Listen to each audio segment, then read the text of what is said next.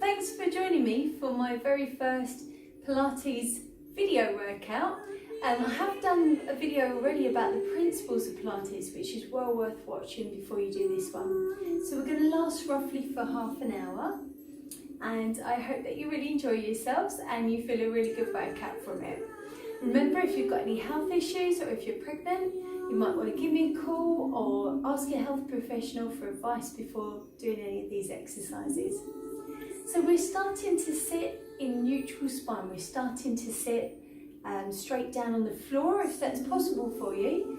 But if you find as you're sitting here you get discomfort in your back or in your hips or anywhere else in your body, you might need something to stick underneath your bottom to help you get that alignment, that lovely straight neutral spine without feeling discomfort in those areas.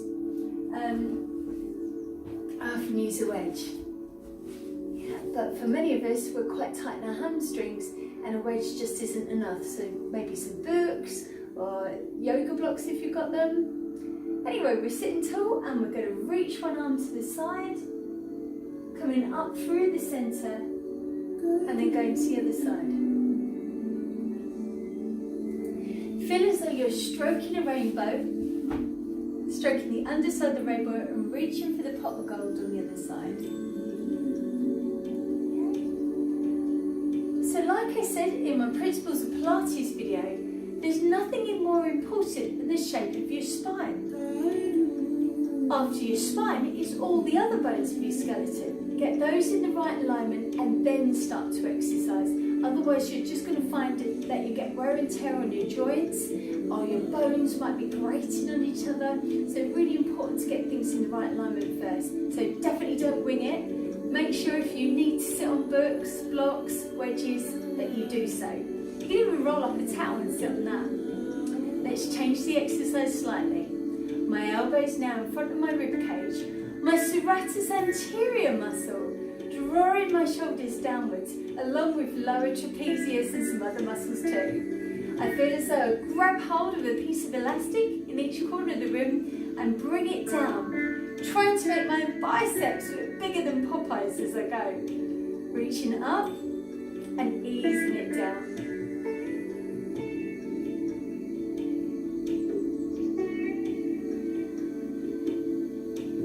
I'll show you from the side.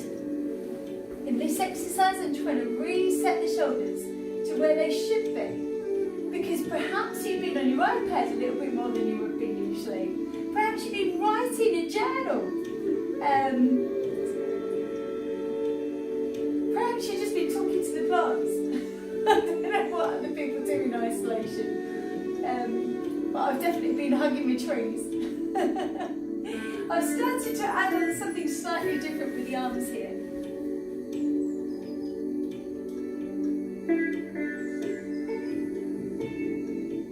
I'm drawing up on my pelvic floor.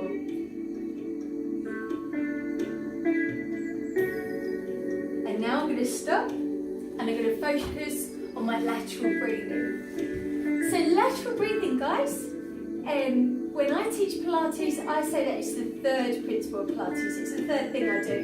The first thing being getting good alignment. The second thing, drawing up on the pelvic floor and in with my external obliques. And now breathing laterally. Big, deep lateral breath.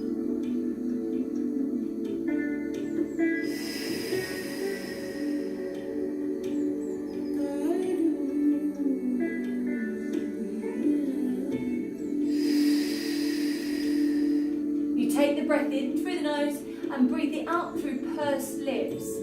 And as we're doing this exercise, you want to feel that each breath is becoming slower and slower and slower. As you breathe, the muscles around here are going to become more flexible.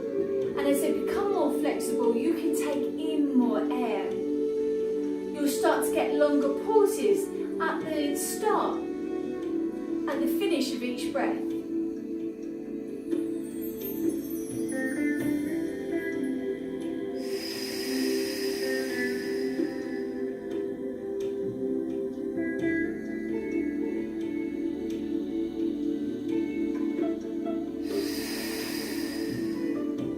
Perhaps you can just check that your ribcage is sitting directly over the top of your pelvis. Check your shoulders are level and your chin is parallel to the floor.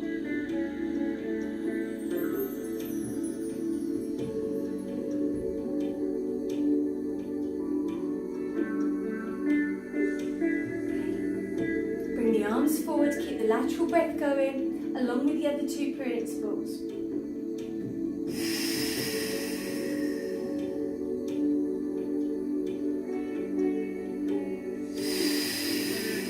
Still checking the shoulders are down.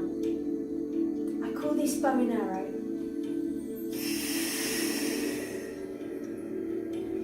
Now if you look in other books, they do this exercise with the hands this way, or sometimes even this way.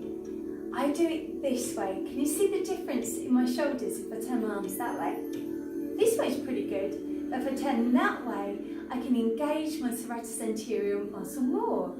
And serratus anterior tends to be a little bit weak because we tend to be lifting upper trapezius a lot. So upper trapezius needs to chill out. It shouldn't do as much work as it's doing. That's modern day living for you though.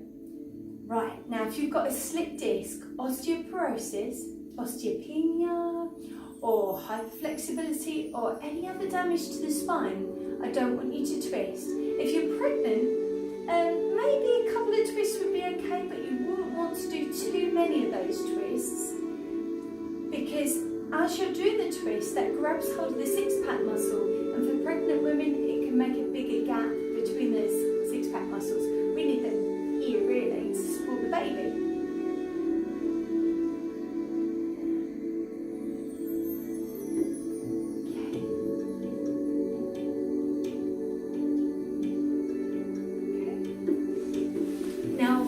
Curve your spine, round your back and drop your head between your knees. Let the weight of your head increase the stretch.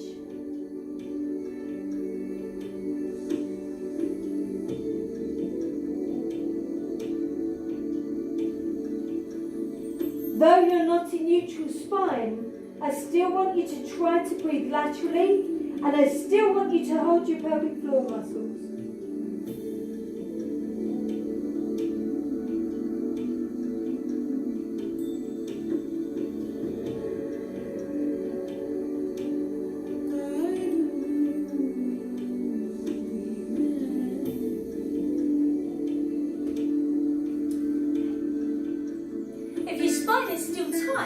You could lay down on the floor and have a little go with ski slopes. So laying down like this, nose pointing up at the ceiling. Now let's get these trousers up a bit more so you can see what I'm up to. I tip my pelvis backwards, pelvic tilt, and then I peel the spine up from the floor bit by bit by bit. As I'm rolling down, I'm trying to push each vertebra down one at a time. And going again. Tipping the pelvis backwards, rolling up, squeezing my bottom, always drawing up through my pelvic floor, and every single rib is down against the mat. Every single rib, which means I get a bit of a crease in my tummy. Folks, if you are hyperflexible, if you're doing this absolutely easily, for some people, you could make yourself too mobile. It's definitely happened to me. And so I do a couple of ski slopes, but I don't do much more than that. So you might want to spend your time, guys, squeezing your bottom and releasing your bottom if you are too flexible in that area. You just squeeze your bottom and release your bottom, keeping the spine more neutral rather than really coming into that curvature like that. Okay. If you've got a wedge, put the wedge underneath your bottom this way round. If you haven't got a wedge, perhaps you could use a rolled up towel and put it underneath the fleshy part of your bottom.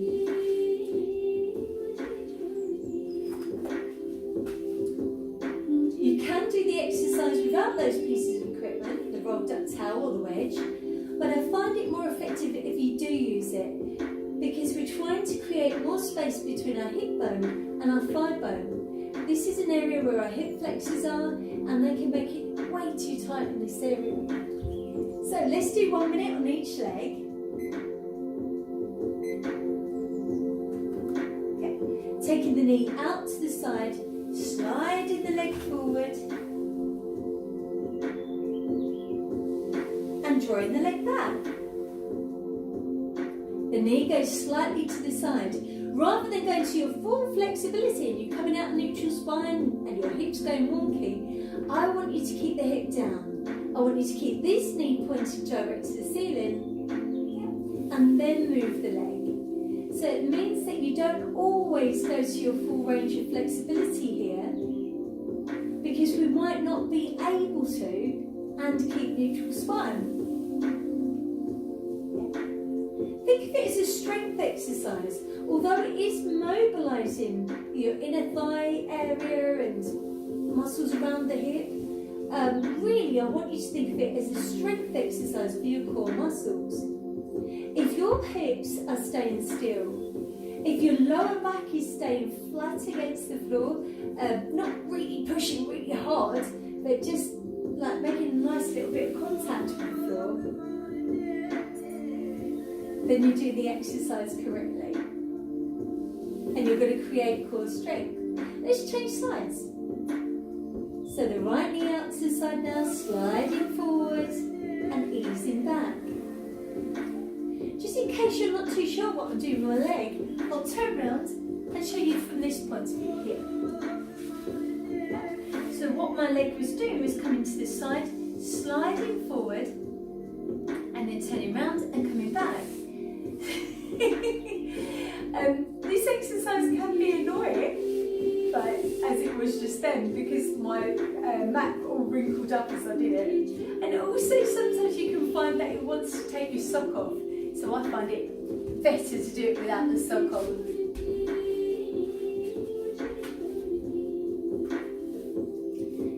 This side of my body is working harder in a strength capacity to draw that area down. Nearly there.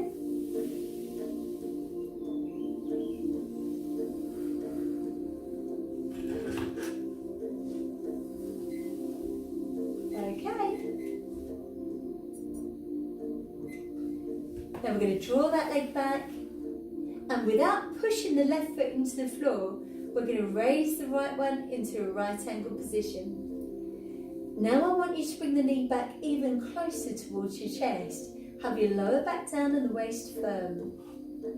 Take your leg out to the side 3 times, being careful the left hip stays down against the floor as the right leg moves. Folks, if you ever feel any discomfort in these exercises, it means that something's going wrong, or it means that it's not the correct exercise for you to do at the moment. You're welcome to grab hold of me and ask me what you can do better, why it's not working for you, or seek other professional advice. After your 3 in the leg, we switch and change to the other leg. This foot is a little tiny bit light. You'll see it never lifts up from the floor. It's always making contact with the mat, but it's light, it's not pressing. It doesn't change the alignment of my pelvis. Neutral spine, folks. You've got your chin tucked in, your neck lengthened as you move this leg. And just like in the last exercise, you're only going as far as you can go without this hip lifting up. I'm really bad at counting to 3 and talking, but I hope you're doing 3 one side and then 3 the other. Let your shoulders relax. When the shoulders are relaxed, you should find that all of your knuckles are touching the floor.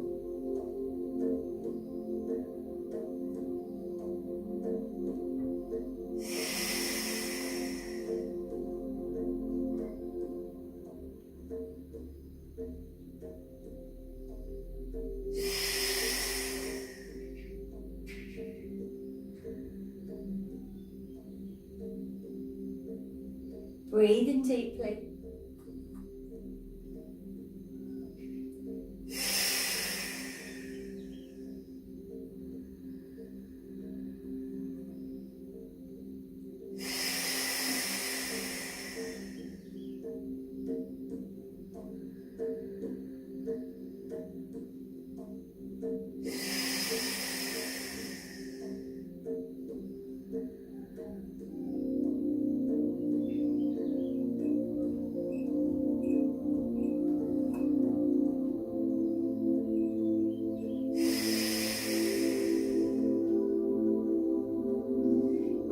relax your toes.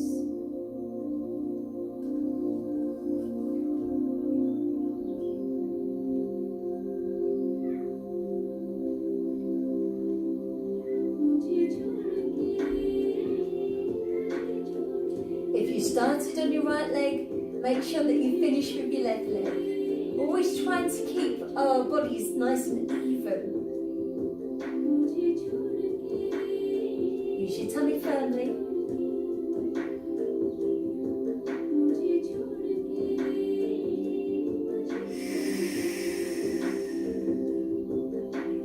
If you need to do some ski slopes now and release the spine, you can do that. You can also hug your knees into your chest and take a little break that way. I've now raised up my right leg and I'm going to circle it once in one direction and once in the other direction. Still trying to remember to keep my toes relaxed. Anything that can relax should be relaxed. After a circle in each direction, place the foot down.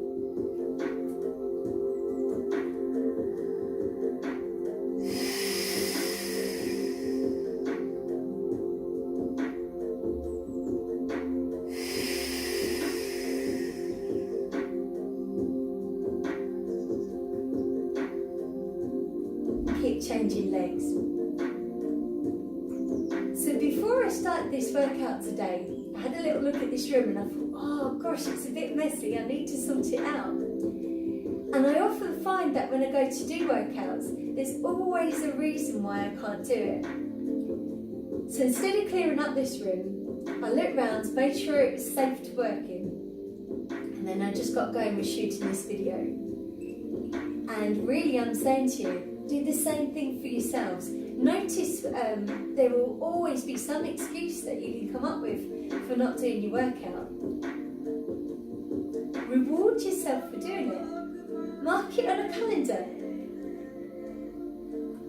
See your progress and think about a good reward that you can give yourself. It doesn't have to be something that you eat, but it could be as well.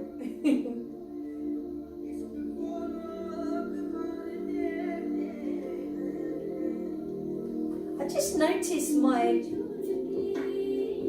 train of thought is different if I've worked out before.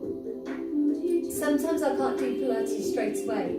Sometimes I need to do something really energetic and get that energy out of the way before I do my Pilates, or I can't settle properly.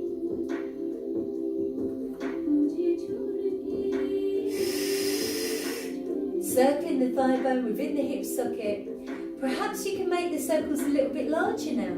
But remember, your hips still need to stay level with each other. You might want to put your hands on your hips for a moment or two and check that the hips aren't seesawing. If you had a spirit level resting on those hips, the bubble should stay right in the centre rather than going to one side and then the other.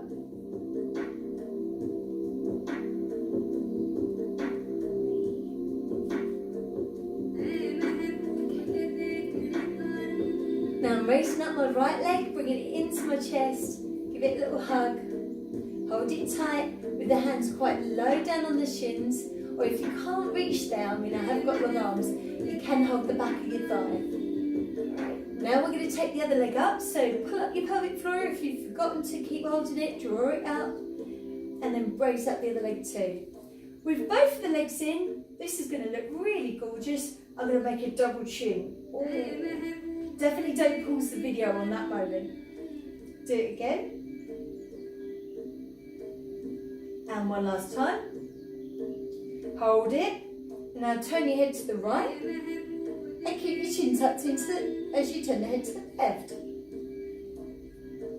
What I should have said from the very first moment that you lay on the floor is that you really shouldn't have anything underneath your head if you don't need it. If you do need it, you must use it. This is an example of somebody that has to use a cushion underneath their head. If your chin is like this and you just can't get your head into neutral alignment, which is around here, you're going to have to use something underneath your head so that you can then get it into alignment. But gradually wean yourself off of that, because every time you have a cushion underneath your head, it's encouraging what we call kyphosis. Kyphosis is sort of rounding and a little bit like this. So the more you can reduce that underneath your head, the better that's going to be. And that last exercise that we did, chin tucks and then chin tucks and turns, if they're very difficult to do, do them with your feet on the floor. But do them, because when you do them, that's how you're going to become more flexible in your neck. If it gives you dizzy spells, you're going to need to put a cushion underneath your head as you do those exercises. We do need a cushion now. We're laying on our side, we've got our ribs lifted. And we're going to turn the top leg out. Turn it out, extend it, flex the foot and ease it slowly backwards. As it goes back, make sure that your spine is in alignment. It doesn't go like this. Your spine stays in really good neutral spine. So there's got a pole going through it. Big toe to big toe and knee to knee. Alright, let's put the timer on. As I turn the leg out, I go to here rather than to here. And that's all again to do with the spinal alignment and the pelvis alignment. Reach the leg out, extend and ease it back. This arm's relaxed. This arm isn't relaxed. The little finger isn't happy with being small. It's trying to get longer. It's trying to reach down towards your ankle. I'm dipping my toes very slightly on my leg as I extend it.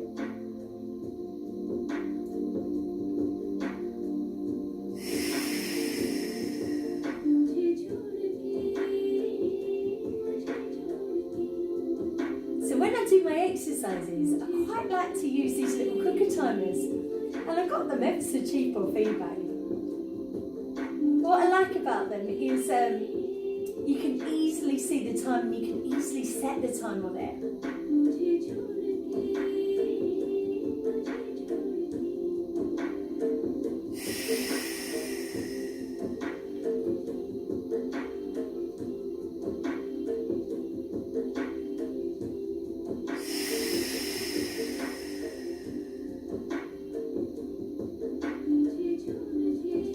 Keep holding your pelvic floor.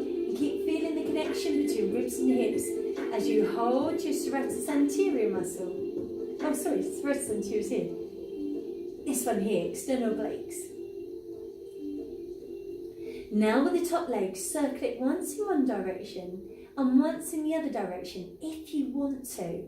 Yeah, if you don't want to, if you want to take a break, you can take a break, or you can carry on with what we were doing a moment ago. My rib cage is up from the floor. I hope yours is too. Now I'm going to bend your knees up towards your chest. My rib cage still lifted from the floor. I'm going to take hold of my foot roughly where my shoelaces go. If my arms are long, I might be able to cross the joint and come to here. This is called a quad stretch. As you go back, I want this thigh bone to be parallel to the floor. Up here is no good. Yeah, it needs to be parallel to the floor. Squeeze your bottom and push your pubic bone forward. Folks, you might also get a stretch here around your neck. Sometimes people aren't comfortable doing this exercise, so just very occasionally we put a slightly thicker cushion in here to make them more comfortable. And then over time, as you become more flexible around here, you should be able to find that you can go a little bit lower down. Using the cushion is helping me to keep my spine in alignment. Remember, the neck is part of the spine. So I want to see that my nose, my breastbone, my belly button and my pubic bone are all in alignment. If my pillow is too big, my head's going to be like this, and that'll be no good. So I need something that's going to be this gap here, this width here, in order to keep me in neutral alignment. Okay, release that leg. and pop it on top of the other one. Still staying strong here.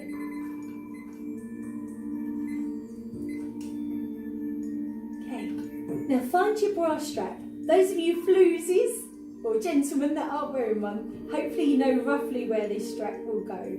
And your little finger goes down onto the floor, right in alignment with here. Definitely not above the shoulder, always below. Take the hand behind you, still hold your core muscles nice and firm, and then return the arm back again. Make sure the shoulder doesn't come up to the ear, it's got to keep down away from the ear. Easing back, and coming forward once more. Always the hand moving in alignment with this strap. Whilst you keep going, I'm going to show you something else.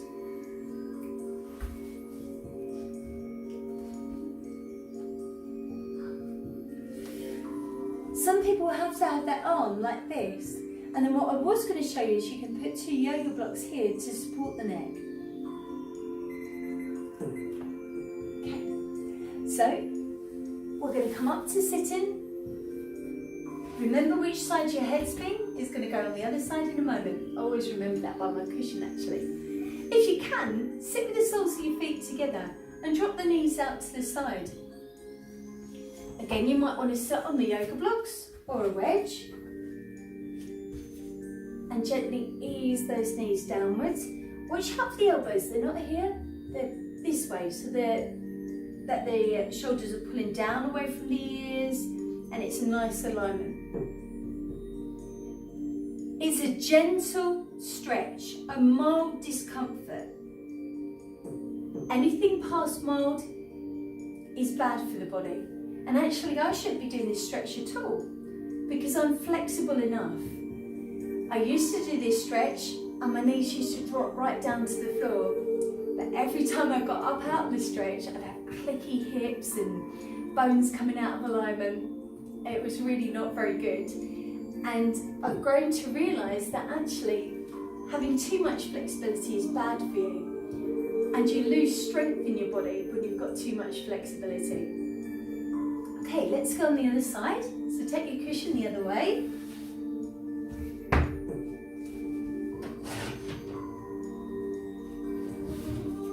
This is what I was going to show you. For those of you that can't lay on your side and have your arms straight out, I've got 2 blocks here, and that's roughly the distance of my shoulders. If you've got broader shoulders than me, you're going to need something more. And you can use towels as well. On your side, and get ready again. Turn the leg out, extend, flex the foot and ease it back with the toes very gently dips towards the floor. This shoulder down away from your ear and your rib cage up from the mat.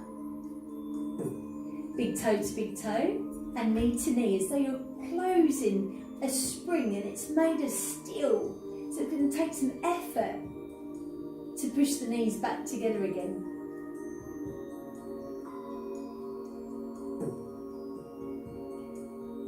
Keep it going, guys.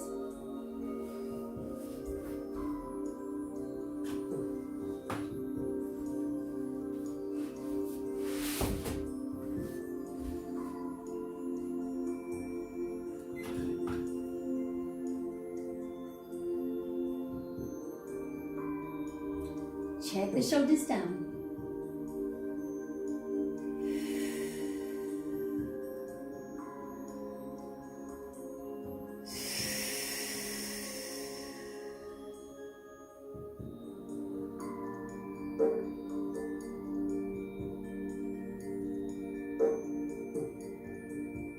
As I do my exercises, my brain thinks in circles. I think firstly about alignment, then core muscle contraction, lateral breathing, and then the quality of the movement. There are 8 principles of Pilates, but most of them should just come as a natural part of doing Pilates. Things like flowing movement, concentration, relaxation. Now as you extend the leg, perhaps you can circle it once in one direction and once in the other direction. Still keeping the hips stacked with each other. Get a feeling that you're trying to make this leg longer. Make it as long as you possibly can.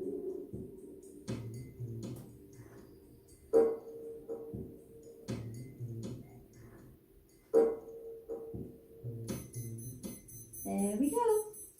And bend the knees up to your chest, tap out on your side. And then come back for your quadricep stretch. Remember, this thigh bone has to be parallel to the floor. Keep holding it, folks.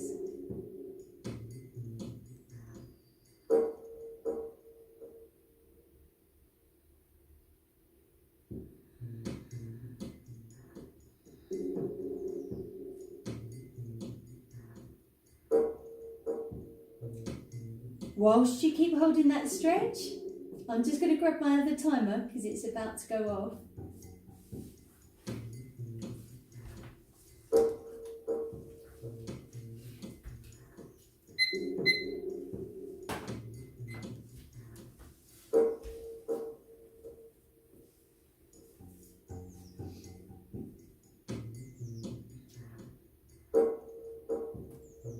We're just coming up to a half-hour workout. We've got a few bits to do before we can stop. Can you push your pubic bone forward a little bit more? Grip your bum cheeks a little bit more. Well, particularly the one that you're stretching.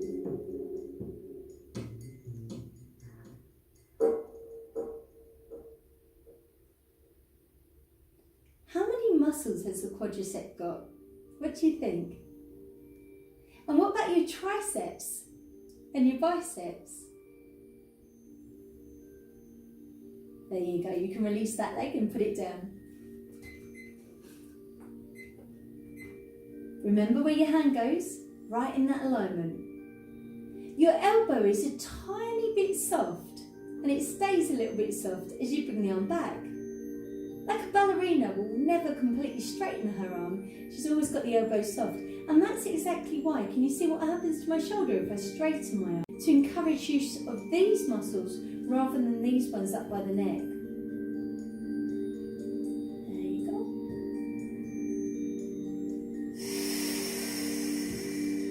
In class, I often find it really difficult to teach people quite what to do with their hands. But hopefully in the video you can see what I'm doing. I'm leading with my thumb. The thumb goes all the way back. Be careful not to flare the ribcage as you do it. Keep the ribs in. And then the arm comes back again.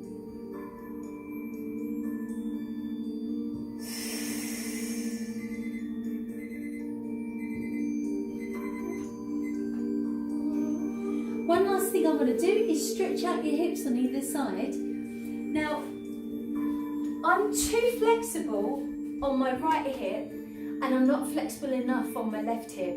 So I'm just going to do it on my left hip and then I'll show you how to do it on both sides. I know that some of you are a little bit uneven as well, so you might want to do the same thing as me and just stretch one side. If you're not too sure, send me pictures of you standing with your shoes off and I will let you know. Here we go. So my right leg is completely relaxed against the floor, my left leg comes in. My left arm goes out to my left side and my right hand goes on the outside edge of my right knee, bringing my right thigh bone towards my left hip. Breathe deeply as you hold it and try to relax the lower part of the leg. Use your tummy to keep you in neutral spine.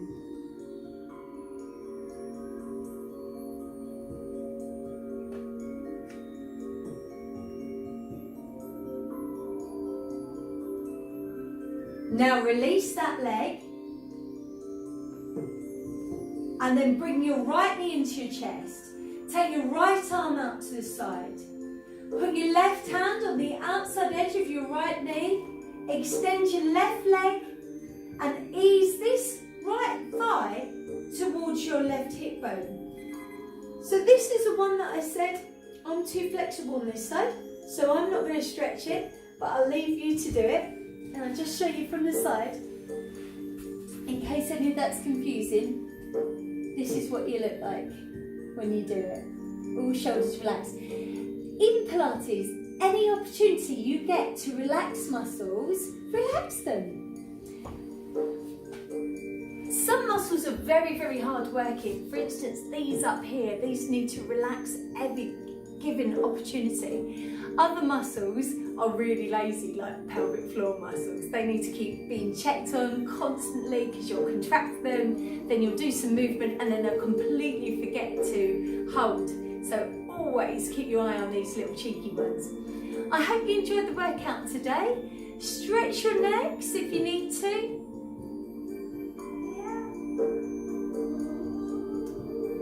Keeping the chin tucked in as you do it. Thank you so much for watching the video and joining in. It's been a pleasure having your company. Bye everyone.